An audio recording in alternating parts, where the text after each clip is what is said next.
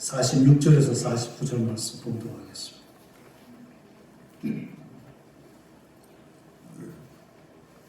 다 같이 읽습니다. 너희는 나를 불러 주여 주여 하면서도 어찌하여 내가 말하는 것을 행하지 아니하느냐. 내게 나와 내 말을 듣고 행하는 자마다 누구와 같은 것을 너희에게 보이리라. 집을 짓되 깊이 파고 주추를 반석 위에 놓은 사람과 같으니 큰 물이 나서 탕류가 그 집에 부딪히되 잘 지었기 때문에 능히 요동하지 못하게 하였거니와 듣고 행하지 아니하는 자는 주추 없이 흙 위에 지은 사람과 같으니 탕류가 부딪히면 집이 곧 무너져 파괴됨이 심하니라 하십니다. 1960년대면 저는 10대 어린이였죠.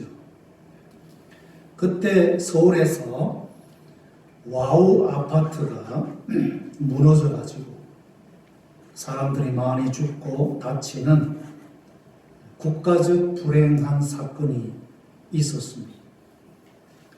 그 재난을 소재로 해서 어느 모 가수가 그 사건을 빗대는 노래를 불렀다가 그 당시 정부 당국에게 불려가서 취조를 받은 적도 있다는 이야기를 들었습니다. 1980년대 역시 서울 삼풍백화점이 무너진 일로 그때도 많은 사람이 죽고 다치는 불상사가 일어났습니다. 듣는 이야기로 어떤 여성은 그 다음날 결혼식을 앞두고 있어서 마침 삼풍백화점에 혼수 물자를 사러 갔다가 졸지에 죽어가지고 그 이후로 영영 결혼식도 치를 수 없는 그런 안타까운 일이 있었습니다. 비슷한 시기에 역시 서울 그 많은 한강 가운데 하필이면 성수대교가 무너졌어. 아침 출근길에 차 타고 가던 특별히 등굣길에 학생들이 많이 희생을 당하는 안타까운 일도 있었습니다. 제가 우리 조국에 있었던 이런 안 좋은 일들만 예를 들어서 좀 죄송하긴 합니다만 이 여러가지 사건들의 핵심이 무엇입니까? 그것은 바로 집을 짓거나 다리를 공사할 때 기초를 제대로 세우지 아니하고 아파트 경우는 쓰레기 야적장 위에 지었거나 공사 돈을 아끼기 위해서 제대로 된 재질을 사용하지 않은 그 일로 결국 집이 무너지고 다리가 무너지게 된 것입니다. 그럼 이런 그 어처구니 없는 일들이 왜 일어났을까요? 그것은 바로 집이나 다리를 시공하는 그 사람들의 정직하지 못한 혹은 탐욕 때문에 이런 일들이 일어났다고 하는 것입니다. 제대로 집을 짓거나 공사를 하려면 우리가 아다시피 재료비가 많이 들죠. 제대로 건물을 만들려면 시간이 필요합니다. 그래서 거기에 많은 수고와 희생과 헌신과 에너지와 돈이 들어가는 거죠. 근데 그런 것들이 싫은 거죠. 그래서 날림공사, 거짓공사로 처음 보기는 그럴듯하지만 결국은 날림공사, 거짓공사의 마지막은 이런 인명피해로 사고가 나게 되는 거죠. 인류 최초로 바다를 항해하는 가장 거대한 여객선으로 건조된 찬사를 받은 여러분 잘 아시는 타이타닉호. 영국을 출발해서 대서양을 가로질러 뉴욕으로 가려고 할 때 배 오른쪽 외벽에 6군데 그 빙산과 부딪힘으로 배 외벽에 균열이 생겨서 결국 배에 물이 차 많은 사람들이 목숨을 잃는 충격적 사건이 있었습니다. 1914년이라고 하죠.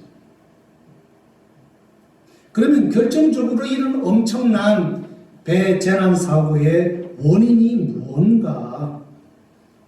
그동안 많은 사람들은 그 빙산하고 부딪힌 배 오른쪽 6군데 그 균열이 원인이 되어서 결국은 차차 2시간 동안 뱃속으로 물이 들어와 가지고 무너진 것 아니냐, 그렇게 단순하게 생각을 하고 있지.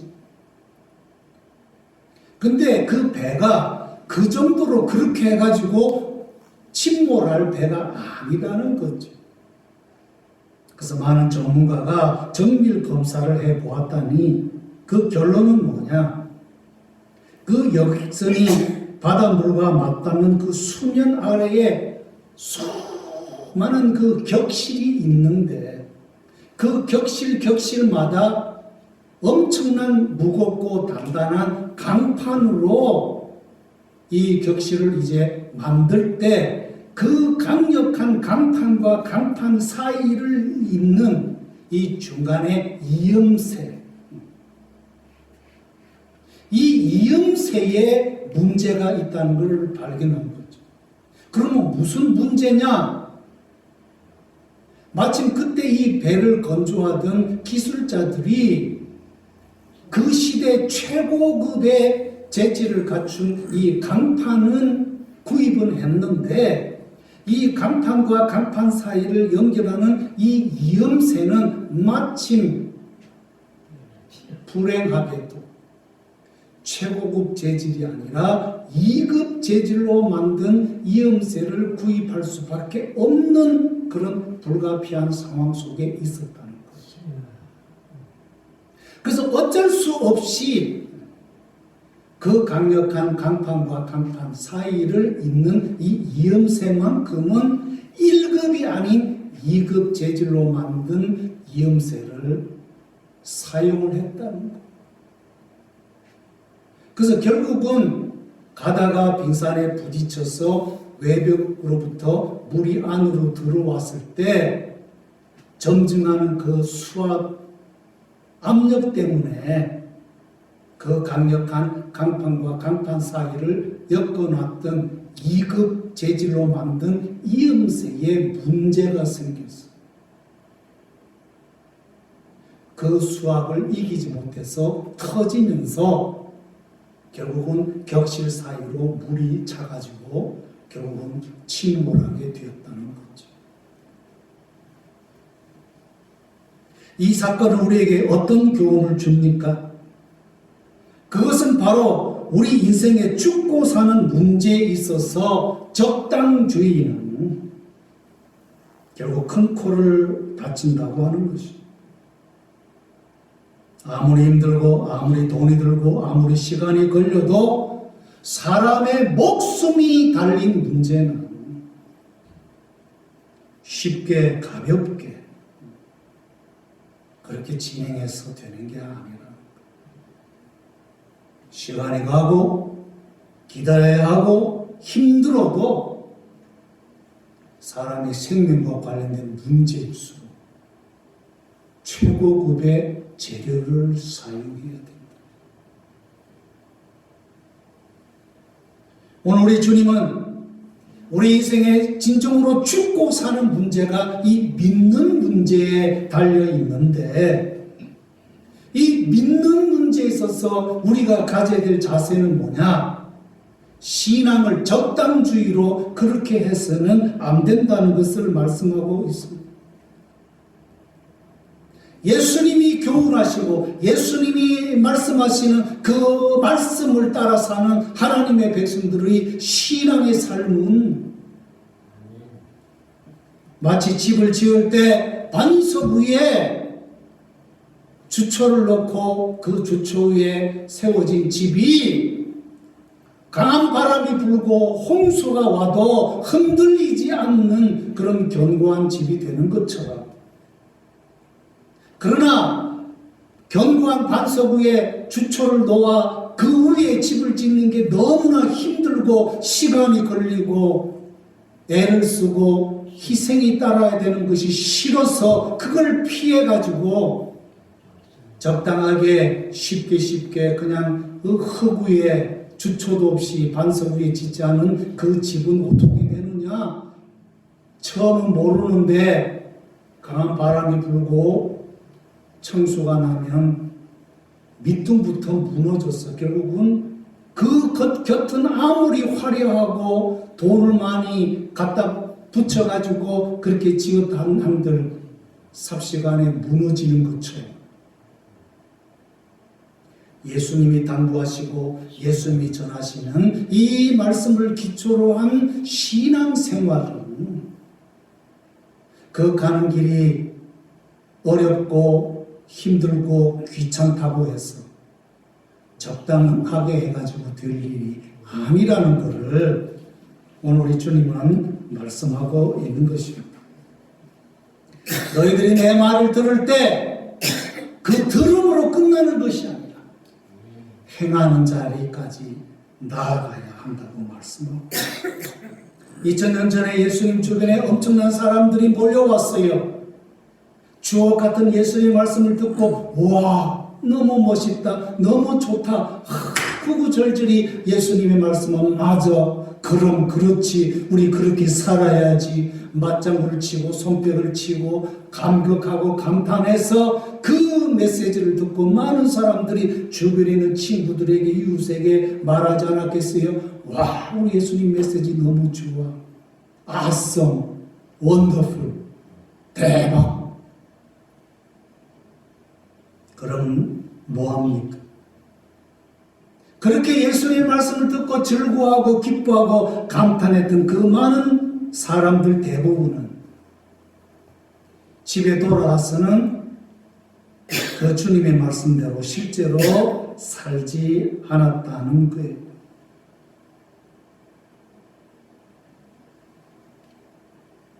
두 종류의 교인이 있습니다. 하나님을 예수님을 믿는 사람이 있어요. 예수님을 믿기에 교회가 정한 시간에 예배당에 와서 같이 예배를 드리지요. 근데 그거로 끝이에요. 두 번째 교회는 뭐냐? 예수님의 믿는 자, 제자가 되었을 뿐만 아니라 뭐요? 예수님처럼 사는 사람. 한 사람은 그냥 예수 믿는 사람이고 한 사람은 예수님처럼 사는 사람. 오늘 예수님이 이 본문에서 우리에게 주고 있는 말씀의 그 요지는 뭐예요? 강조점은 뭐예요? 나처럼 실제로 살아라는 것.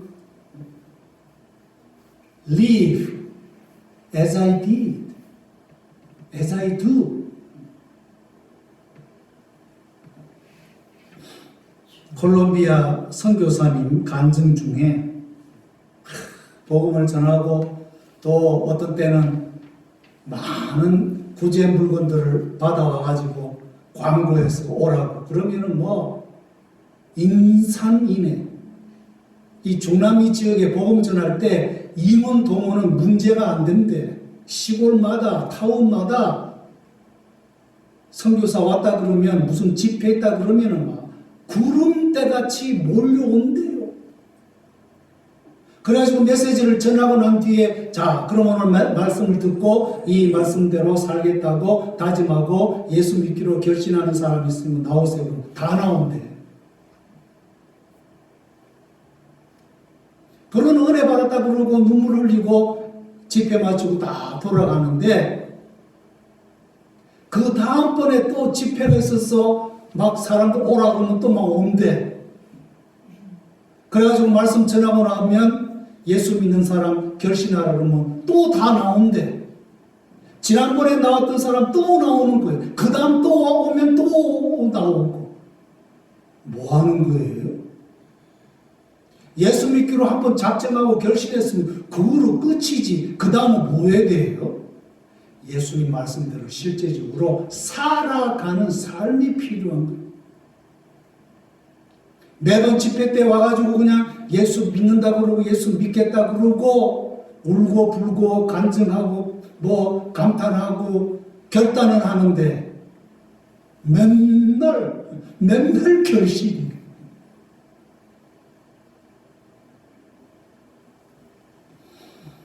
어떤 분이 한국교회 교인들에 대해서 설문조사를 했다고 그러지요. 당신에게 예수 믿는 것은 무엇을 의미합니까? 라는 질문에 대부분 응답자의 대답은 무엇입니까?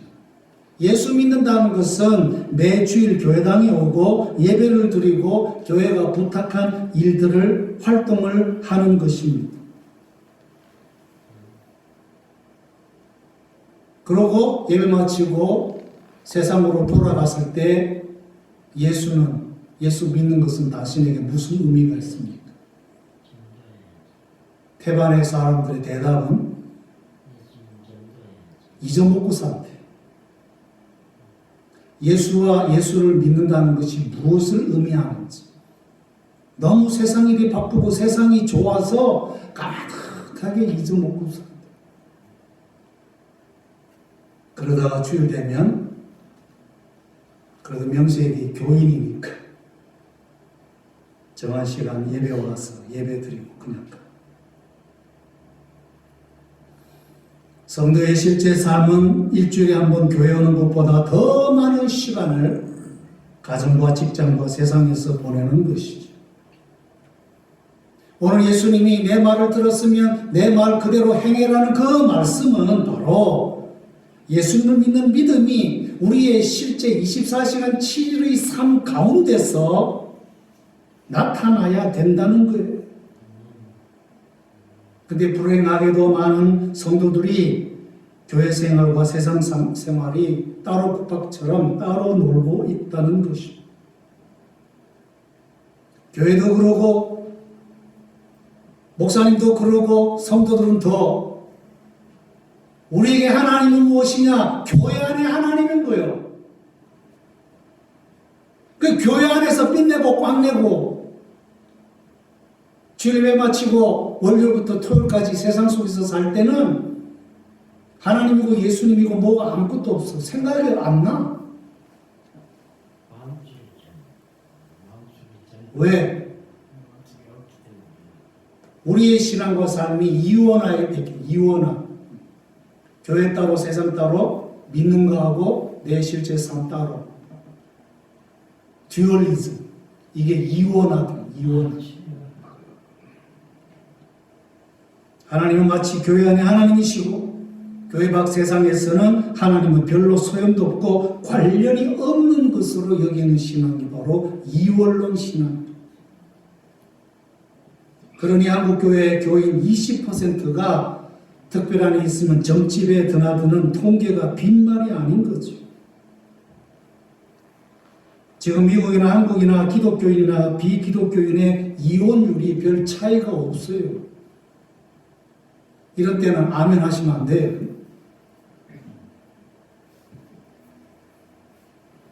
많은 신자들에게 교회는 교회고 세상은 세상이라는 교회 안에서 행동 따로 세상에서 행동 따로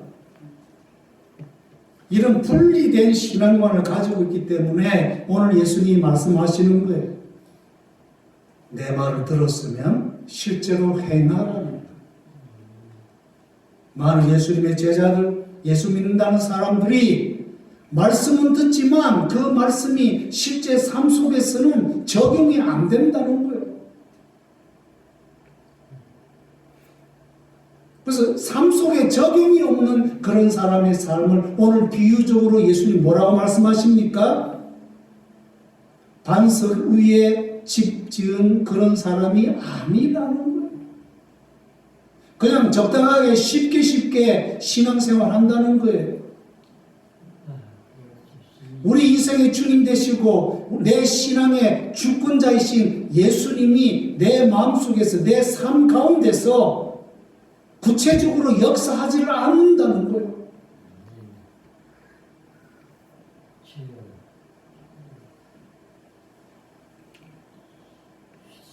성도의 믿는 바가 실제 삶 속에서 이어지지 않기 때문에 세상 우리가 크리스찬인지 제대로 알 수가 없다는 거죠.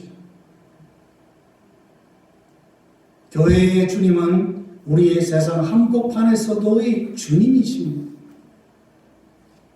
그렇다면 우리가 일주일에 한 번씩 정성을 다해서 주일 예배에 와가지고 하나님 앞에 예배를 드릴 때 예수님이 주님인 것을 고백할 뿐만 아니라 내가 많은 시간, 24시간, 7일 거의 대부분을 사는 내 실제 가정의 삶, 직장의 삶, 세상 한복판의 삶 속에서도 그 모든 삶의 영역 구석구석까지 다 예수님은 주님이라고 하는 그 고백이 나타나야 된다는 거예요.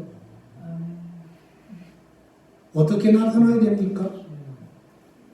제가 목회자이지만 집에 돌아가면 남편이고 아버지죠. 가장입니다. 그러면 제가 제 아내에게 대하는 말씨나 얼굴 표정이 어때야 되겠습니까? 예수님처럼 나타나야죠. 누구보다도 아내에게 사랑의 모습으로, 사랑의 말로, 사랑의 터치로 다가가야죠. 그럴 때 아내가 같은 예수를 믿지만 그 남편의 부드러운 사랑의 모습을 보면서 뭘 느껴요? 예수님을 느끼는 거죠. 남편도 아내가 오늘 약속 시간에 제대로 오지 못하고 한참 몇 시간을 기다리게 해서 왔다고 할지라도 화내지 아니하고 부드러운 미소를 지으면서 당신에게 오늘 무슨 일이 있었는가 봐요. 상대방을 이해해 주. 화내고 평판하고 멸시하고 뭐 조언하고 판단하고 정죄하고 그게 아니라 상대방의 관점에서 이해해 주는 마음, 그게 예수님의 마음인 거죠. 그렇게 살으라는 거예요. 내가 예수님을 믿으면 예수님처럼 이런 상황 속에서 예수님은 어떻게 했을까? 세상 한복판에서, 직장에서 많은 사람들이 자기 자신의 욕망과 탐욕 때문에 같이 거짓말하고 같이 불의한 그런 행동을 하고 거기에 가담하고 있을 때 예수 믿는 사람, 직장인으로서 우리는 어떻게 해야 됩니까? 주님, 이런 상황 속에서 내가 주님의 제자로서 어떻게 살아야 됩니까? 이 사람들 하자는 대로 안 하면 저는 왕따 당할 건데요. 멸시당할 것이고 승진에 지장을 받을 건데요. 어떻게 해야 됩니까? 주님대로 살아가는 것은 그런 상황에서 고민해 보라는 거예요. 몸부림쳐 보라는 거예요. 이런 상황 속에서 하나님이 어떻게 도와주실 수 있는지 하나님께 물어보고 기도해 보라는 거예요. 크리스찬 장로로서, 집사로서 국회에 들어가서 그 아수라장 같은 권모와 술수가 횡행하는 그 국회의사당과 국회에서 크리스찬 국회의원들은 어떻게 살아야 됩니까? 어떻게 하면 권모와 술수가 아니라 투명하고 진짜 국민을 섬기는 이 나라를 제대로 나아가게 하는 그런 고민을 하는 사람이 크리스찬으로서 국회의원인 것이고, 대기업의 오너거나 뭐 그런 경영인들은 자본주의 체제 속에서 어떻게 하면은 이 기업도 잘 되지만 이 기업 안에 있는 모든 직장인들과 더 나아가서 국민들에게 진정한 경제적 유익을 줄 수 있겠는가? 그래서 진짜 선한 자본주의를 어떻게 만들 수 있겠는가를 고민하는 것이 크리스찬 경제인의 삶인 것이고, 학자는 학자대로 대학교에서, 중고등학교에서 진화론이 판치고 반기독교적인 오늘 이 학문 분위기 가운데서 크리스찬 교사와 선생으로서 어떻게 하면 이 학업 가운데서 하나님의 영광이 드러날 수 있겠는가를 고민하는 삶을 사는 그것이 예수님 말씀 따라 행하고 실천하는 삶의 그 내용이라는 거죠. 특별히 방송, 언론, 특별히 예술계에서 노래를 통해서 하나님 나에게 정말 탁월한 이 음악적인 소질을 주었는데 그 음악적 소질을 가지고 고작 한다는 게 밤무대 나가가지고 그냥 세상 사람들 술을 마시면서 그냥 흥청거리는 그 태폐적인 그런 가요 부르는데 하나님이 이 귀한 이 음악적인 재능을 줬겠어요? 크리스찬 재능인이고 엔터테이너로서 고민이 너무너무 많이 되는 거야. 밤무대가 직장인데 여기를 다니지 않으면 못 먹고 사는데 그러면 뭐 먹고 살 말입니까 목사님? 그래가지고 밤무대 나가 있는 우리 크리스찬 엔터테이너를 어느 서울의 부지런한 목사님이 신방을 갔잖아요 밤에. 그랬더니 그 가수가 화들짝 놀래가지고 목사님 저도 먹고 살아야 됩니까? 다음번에는 오지 마세요. 그 소리를 들었을 때 신방은 목사님 마음이 어떻겠어요? 뭐라고 고민할 수 있겠어요?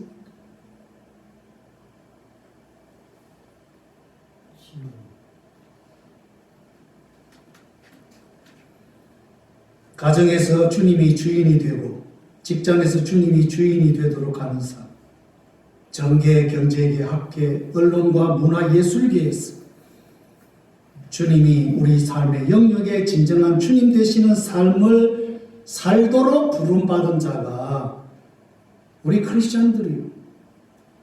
주님의 제자들. 그래서 아브라함 카이퍼는 이 지구상 1인치 평방 영역까지라도 우리 예수님이 주님 되심을 선포하는 삶을 살아가야 되는 삶이 바로 그리스도인의 삶이라고 말씀했습니다. 이탈리아 공산주의자 안토니오 그람시는 파시즘 전체 군국주의가 판치던 이탈리아에서 공산주의 운동을 전개하다가 잡혀가지고 20년 이상 감옥 생활을 했어요. 죽을 때까지. 그 감옥에 있으면서 글을 썼어요. 그 이름이 프리즌 노트북이에요. 그게 모아져가지고 3권짜리 책으로 출간이 되었어요. 제가 그걸 사가지고 가지고 있고 읽고 있어요. 그 책에서 이 그람시는 뭘 얘기합니까?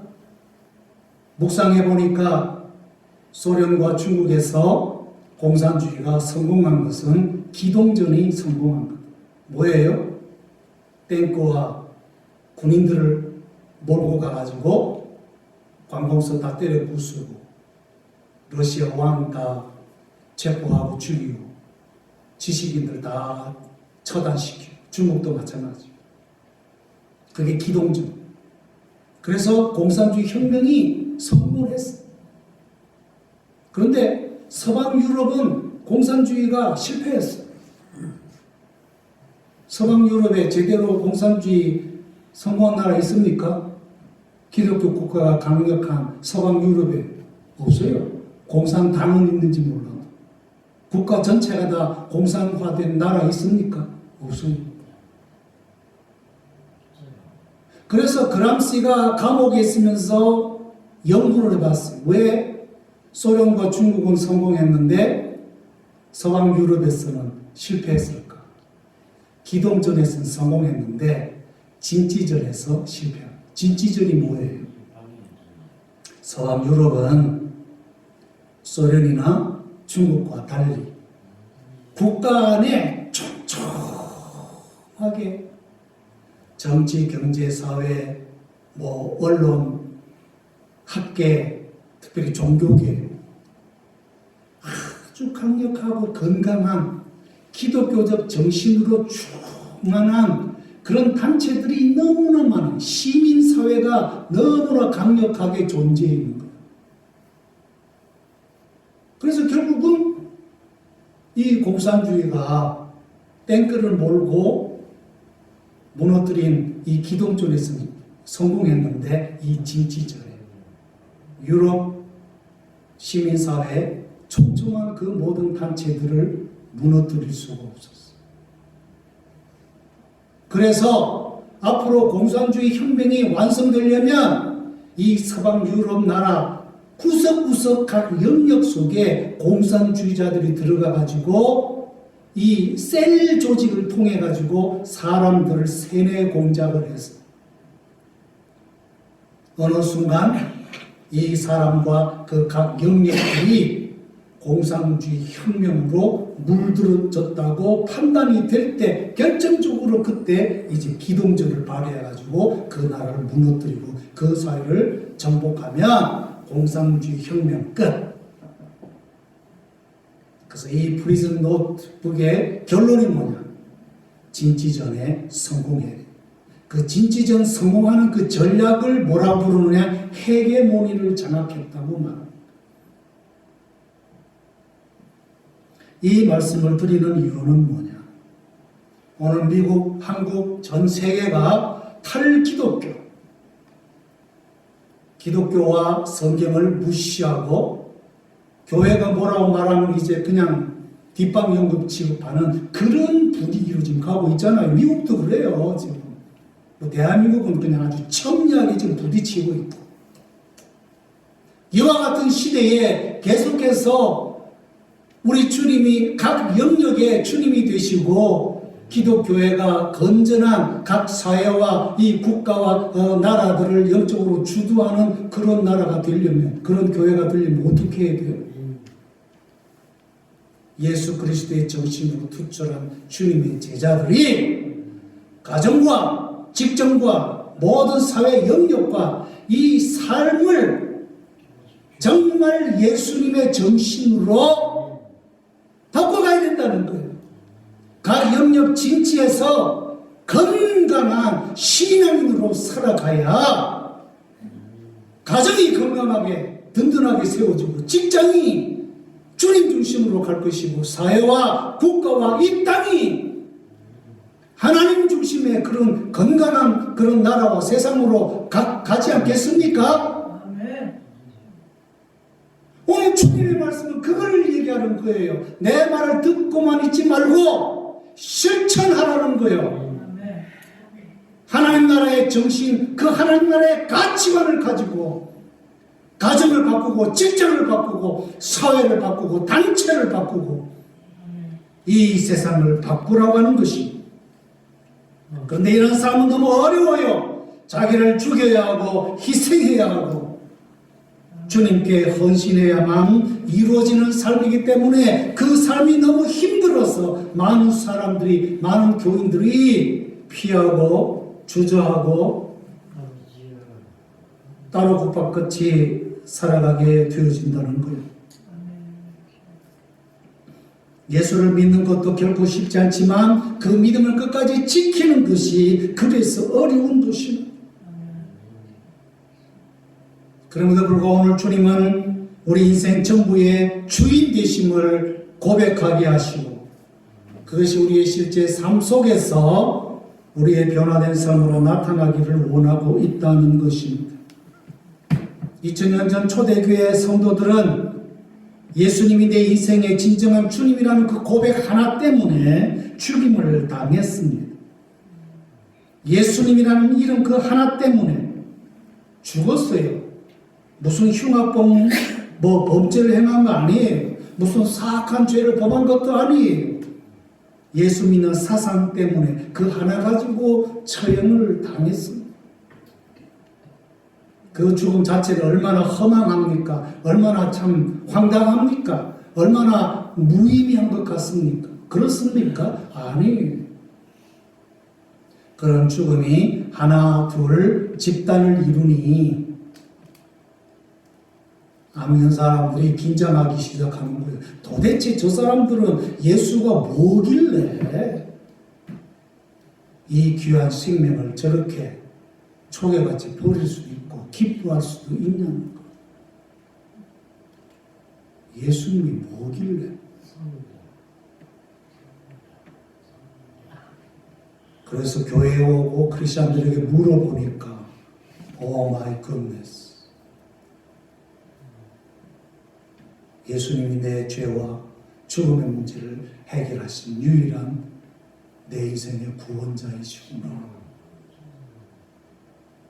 내가 이런 예수님을 왜 몰랐을까?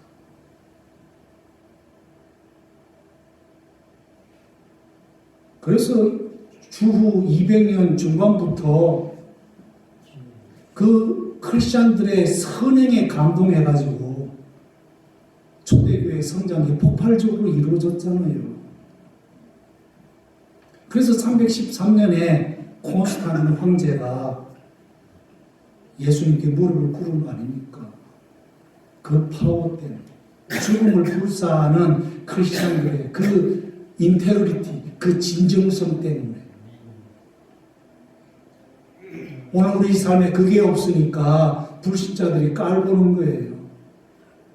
롯이 소돔 고모라 성에서 엉망진창으로 살다가 천사가 와가지고 하나님의 심판이 임박했으니 이 성을 떠나라 그랬더니 그래도 인정은 있어가지고 딸하고 결혼하기로 작정한 그 사위들 찾아가가지고 조만간에 하나님이 이 성을 유황불로 심판한다고 하시니 우리하고 같이 떠나자 그랬더니 그 사위들이 뭐라고 했어요?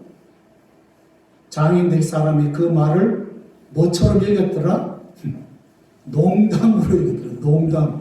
어이구, 농담하시네. 웃기시네요. 얼마나 그 장인 될 사람 롯의 삶이 엿같이 살았으면, 개떡같이 살았으면 그 사위 될 사람들이 그 장인 될 사람의 그 메시지를 그런 식으로 취급을 했겠냐면,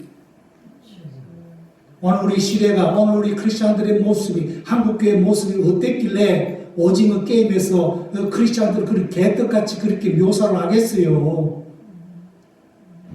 그래도 괜찮은 것처럼. 이 복음이 그런 개떡입니까, 여러분? 우리 크리스천들이, 주님의 제자들이 세상에서 그렇게 취급받을 만한 그런 물건입니까? 하찮은 존재입니까? 아니잖아요. 우리 주님은 우리를 위해서 자기의 귀한 목숨을 버리시지 않았습니까? 목숨값으로 우리는 지금 예수님의 제자가 됐단 말입니다. 그렇다면 우리 가는 길이 힘들고 어려워도 예수님 말씀처럼 듣고만 하지 말고 실천하라, 행하라. 즉 죽기까지 신실하라. 나를 위해서라면 네 목숨도 바쳐라. 지사충성. 이게 주님이 원하시는 메시지입니다. 행동하라는 게 그 얘기예요. 죽도록 신자로서 살으라는 거예요. 힘들고 어렵지만 우리는 그렇게 가야 됩니다. 하실 수 있습니까? 하실 수 있습니까? 이거는 노 초이스예요. 가야 돼요. 그래야만 생명의 면류관을 주는. 기도하겠습니다. 하나님, 오늘도 귀하신 말씀, 그러나 너무 받아들이기가 힘들고 부담스러운 말씀일 수 있습니다. 그러기에 주님이 필요합니다. 우리 힘만으로는 부족합니다. 성령님, 우리 안에서 도와주시옵소서. 이미 이루신 전능하신 주님을 의지합니다. 십자가를 붙듭니다. 부활의 주님의 능력을 사모합니다. 주님 뜻대로 살기 원하고 작정하는 자들에게 주님 도와주셔서 주님의 힘으로 승리하게 하여 주시옵소서. 예수님의 이름으로 기도하옵나이다. 아멘.